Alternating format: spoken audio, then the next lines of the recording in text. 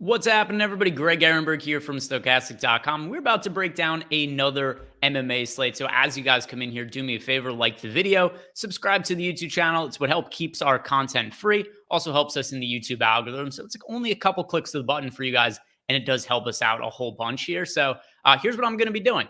I'm breaking down some of my favorite plays for DraftKings in DFS contests, but also I'm going to be giving out some bets over here. And we had a good week last week. I had 3 bets in the video I did last week. We ended up going 2-1 on them. One of them was Israel Adesanya as a slight favorite against Alex Pereira. So that ended up hitting. And then we also had Rob Font as an underdog against Adrian Yanez. That ended up hitting. And then the one bet that lost, I had Jorge Masvidal as an underdog. And not the greatest bet in hindsight, but either way, we're profitable with the bet. So didn't feel too bad about it, and going to get some numbers up on the screen right here. So just UFCstats.com. This is where I draw a lot of my conclusions from and do a lot of my research. Also, we're sponsored by DraftKings Rainmakers. If you guys haven't played Rainmakers yet over at DraftKings, I'm going to be doing a breakdown of some of my favorite fighters just in general. It's going to apply to everything. A lot of the fighters that I like for just classic DFS contests, I like for Rainmakers as well. But at the end of this also, I'm going to open up a couple packs, and then we'll build out a lineup as well for Rainmakers. And if you guys haven't checked that out yet, use the link below. You get a free starter pack for PGA, and it is totally free. You just click on that link. You also get to pick a stud golfer to get in that pack. So it could be Scotty Scheffler, it could be John Rahm. You get a handful of golfers you could choose from to start your pack with, and then you get some other golfers in there as well that'll help you build out some lineups. There are contests that are only for starter cards. You could also use those starter cards in other contests. So go check that out. Click on the link below. And let's talk about this fight card. I'm pretty excited about it. Max Holloway against Arnold Allen. And I'm going to start right away by talking about the main event, because Max Holloway is going to be, not to spoil it here, but Max Holloway is going to be probably my most rostered fighter on the entire card. And I understand some of the concerns about Max Holloway. He has taken a ton of damage over the course of his career, particularly in his last fight against Alexander Volkanovski. I would say that was right up there with the beating he took against Dustin Poirier. Those two are the 2 worst beatings we've seen Holloway take. The difference between the Poirier fight, though, and the Volkanovski fight, at least the third Volkanovski fight, is that Holloway was much more competitive in the Poirier fight. Like, he had his moments in there. There was never a doubt in the Volkanovski fight. Really, from the start of the first round to the finish of the 5th round, it was dominated entirely by Volk. Like, every single exchange, every single minute of the fight, Volk won all of it. But that's Alexander Volkanovski, arguably the greatest featherweight in UFC history. And I don't want to downgrade Max Holloway too much based on what happened in that spot. And if this fight against Arnold Allen was taking place before that third Volkanovski fight, if this was another fight that took place in the interim as Max was still working his way back up to a title fight, I honestly think we would see Max close to like a minus 250 to minus 300 favorite in this spot. The numbers really favor him. And I'm going to break this down right here. So if you look at the striking output, this is where I really have to favor Max Holloway. He is fighting a guy in Arnold Allen. I like Arnold Allen. Allen's a really good prospect. I just think this is a little bit too much of a step up in competition for him. And we haven't seen Arnold Allen fight a full 5 rounds yet either. But you see Max Holloway lands 7.24 significant strikes per minute. Arnold Allen lands 3.4. So if this goes to the judges' scorecards, we have to expect the volume is going to be in favor of Max, and it would be really difficult for Arnold Allen to win a decision. But then we also have to talk about Max Holloway is nearly impossible to hurt. We talk about all the damage that he took against Volkanovski in that fight. 199 significant strikes landed against him. He was never knocked down in that spot. And if you look throughout Max Holloway's career, as I'm scrolling through right here, Max Holloway has not only never been knocked out in the UFC, he's never been knocked down. So if we're talking about a guy who's nearly impossible to hurt on the feet, and then also is very difficult to out volume, and Arnold Allen is not a high volume striker, it's hard for me to really say Arnold Allen has a realistic path to victory unless Max took such a bad beating against Volk in his last fight that he's severely compromised. And it's hard for me to think that's going to be the case. So I'm not sure if I'm going to bet Holloway or not as a minus 185 favorite. At the very least, I'm going to play a ton of him on DraftKings, though. I'm going to play a bunch of him in Rainmakers. He's my favorite overall captain for Rainmakers contest.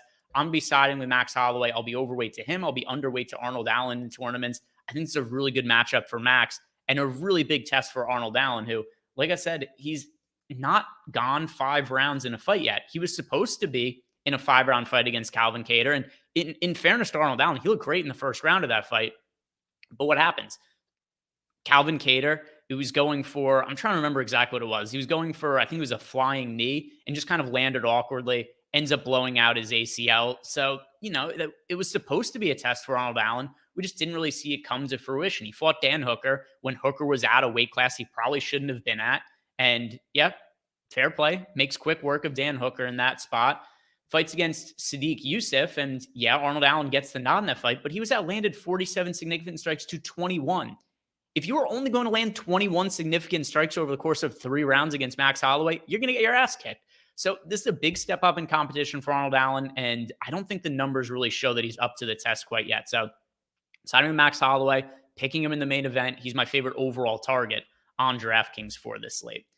This is a really interesting fight I want to talk about. Tanner Boser against Ion Cutelaba, and what really stands out here is just some of the takedown metrics. And also by the fact that Cutelaba has like 3.5 minutes of cardio and then he's done.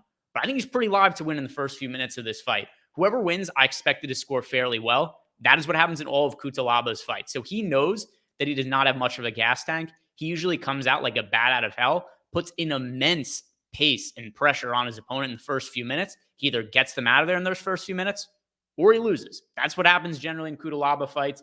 He either scores really big or he gasses an opponent score really big.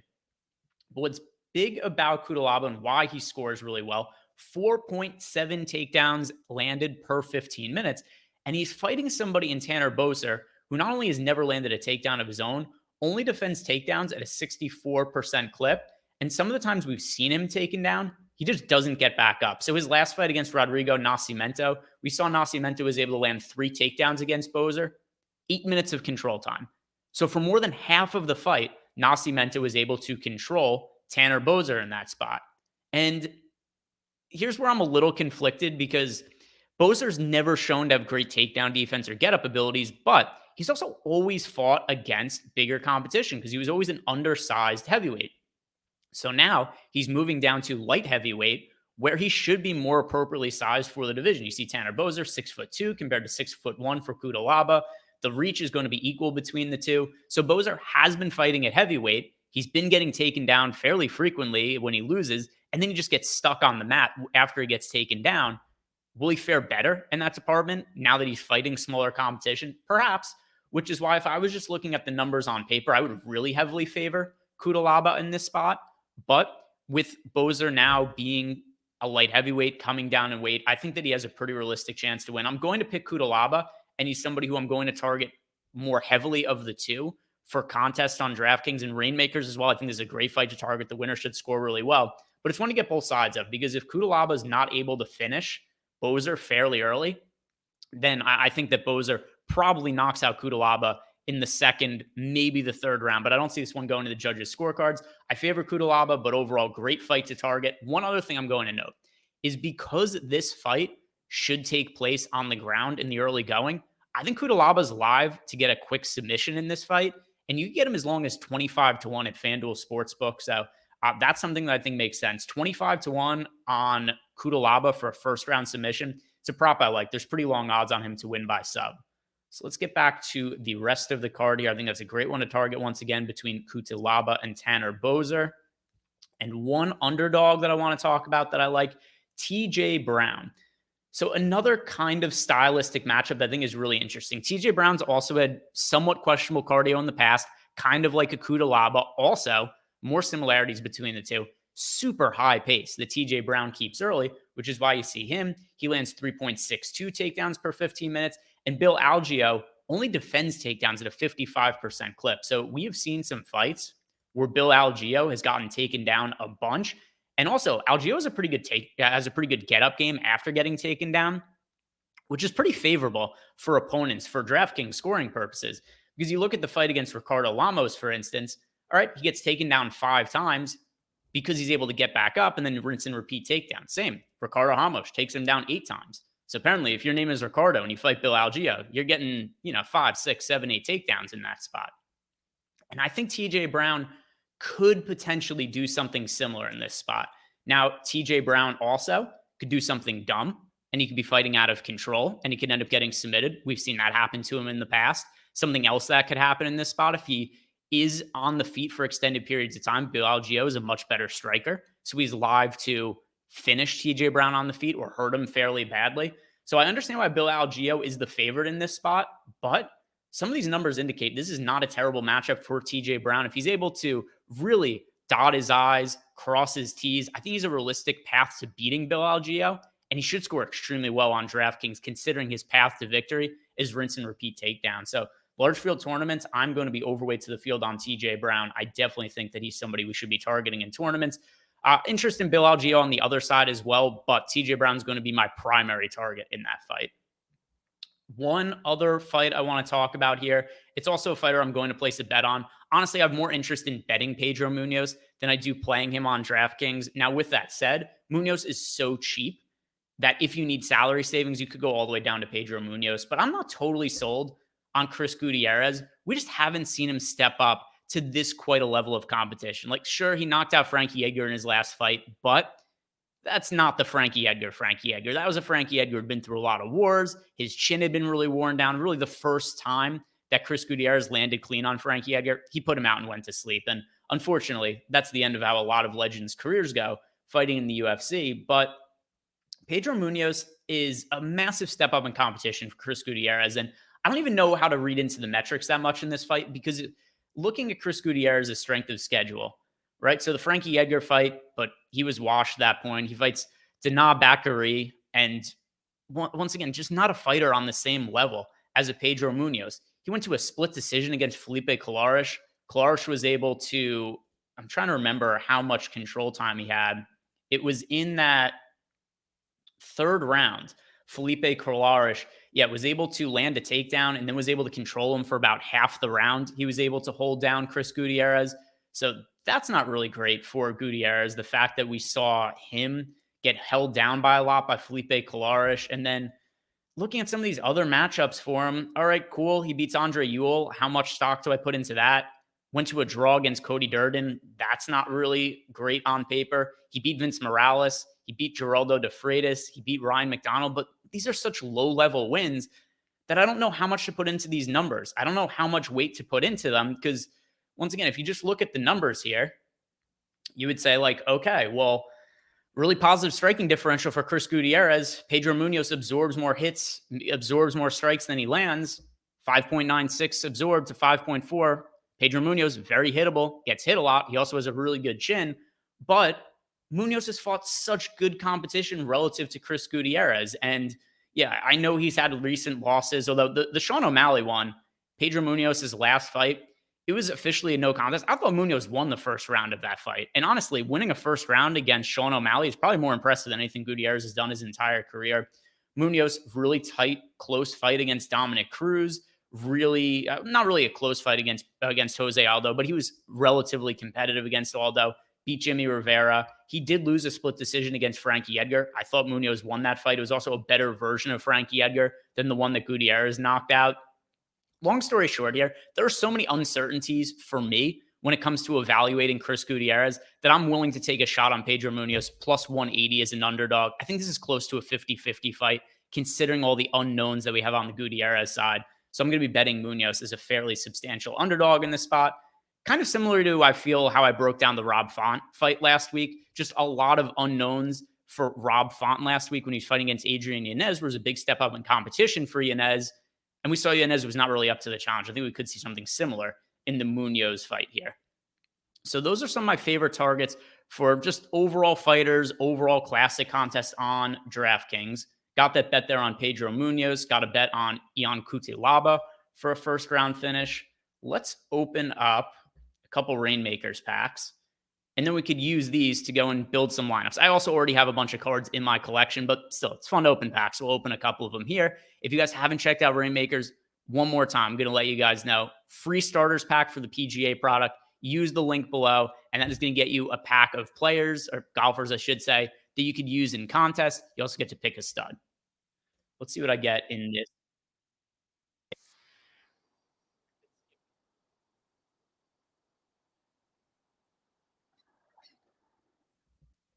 All right. Got a couple rares in here. Hey, Chris Gutierrez. There we go. You shit on him, and then he's the first card I open up here. That's what'll happen to me. Denise Gomes. Not really a fight I have all that much interest in. Hey, Tanner Boser. His picture didn't load, but yeah, Tanner Boser. I think that's a really good. There it is. So Tanner Boser. I think this is, like I said, a really good fight to target on DraftKings. Ed Herman. We've got a fight of just two geriatrics in that spot. I have no clue how books were able to set a line between Ed Herman and Zach Cummings. Ed Herman is 42 years old. Zach Cummings is slightly younger. Not saying that much, but he's nearly 40 in his own right. Also hasn't fought in a few years.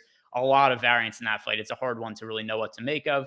And then, hey, another Denise Gomes there. It's not the greatest pack, but to get a couple rares out of it. Let's open one more. We'll skip it this time, and we'll go build out some lineups. Here we go. We got an elite and a rare in this pack. So this is a good one. Chris Gutierrez again. Well, is this karma or what? Edson Barbosa. Interesting fight for him. Oh, another Tanner Boser. Really interesting fight for Edson Barbosa going up against Billy Quarantillo. Barbosa has looked fairly washed in his last couple of fights, but I think he's pretty live for a first round knockout. I've been considering betting Barbosa by first round KO. I think that's his path to victory. Let's see what's the rare here. Azamat Mirzakhanov. And the elite. No, it's Rafa Garcia. So Garcia is about as good of an elite pull as we could possibly get. There are not very many big favorites on this card. We've got Garcia sitting at minus 275 right now as the biggest favorite on the entire slate. Gutierrez minus 225. Zach Cummings minus 225. Like I said, that fight is an absolute train wreck. And those are the only fighters we have at the time that I'm recording that are minus 200 favorites or greater. So Garcia, really strong elite pull. I'm really happy with that. I'm actually going to go right now. Let's go to the lobby. Let's build an elite. Let's build an elite lineup with Garcia, and I got some of my PGA ones there that showed up for a second. So let's build an elite lineup.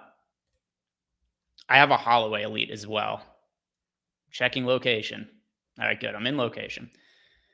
So I got the Holloway elite. We've got the Rafa Garcia.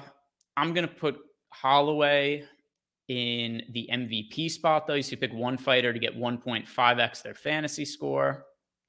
I'm going to put the elite Garcia in there. And now we've got some interesting decision points to make. I should also note that over at Stokastic.com, we do have totally free projections for DraftKings Rainmakers. It's going to give you the odds of each fighter to be the highest scoring. I should probably pull this up right now as well on my other screen, and I could read off some numbers for you guys as we go through this. So it's totally free to use. The link is going to be available in the description box here as well. And just a really useful way to look at our projections on fighters, their odds of being the top scoring, one of the top 5 highest scoring fighters. Really useful building out Rainmakers lineups. So I've got Holloway and Garcia in here.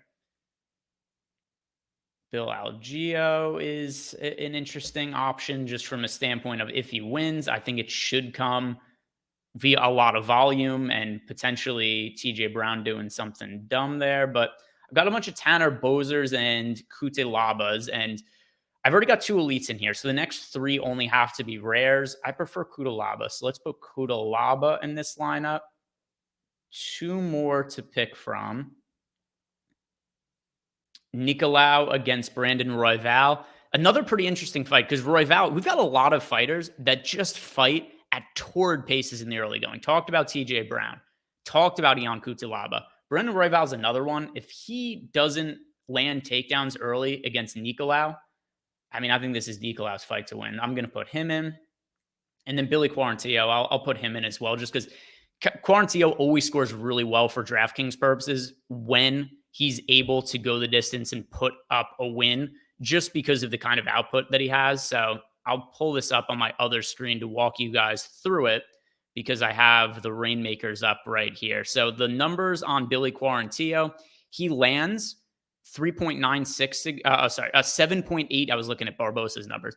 Billy Quarantillo lands 7.88 significant strikes per minute. He also lands 1.55 takedowns per 15 minutes. So Quarantillo has wrestling upside. He has grappling upside for ground control. He also has a lot of significant strike upside. So I think this is a really strong lineup. I'm pretty happy with it. I'm going to submit it. And there we go. So that does it for the slate. Did a breakdown. We went through a little bit of everything. We got bets. We talked about DraftKings. We talked about Rainmakers. So we talked about DK from the Classic contest and Rainmaker contest perspective. If you guys have any questions for me at all, let me know below in the comment section or hit me up in our Discord channel. We've got our premium Discord available to all of our DFS customers. And it's really a spot that I really like hanging out and sweating the fights in. Saturday, I'm in there fairly frequently. Most Saturdays, I'm in there with you guys, answering questions, sweating fights. It's a good time. So if you guys are in there, hang out. It's always good. If you haven't done it yet, do me a favor, like the video, subscribe to the YouTube channel. Good luck this weekend. And see you guys back here next week.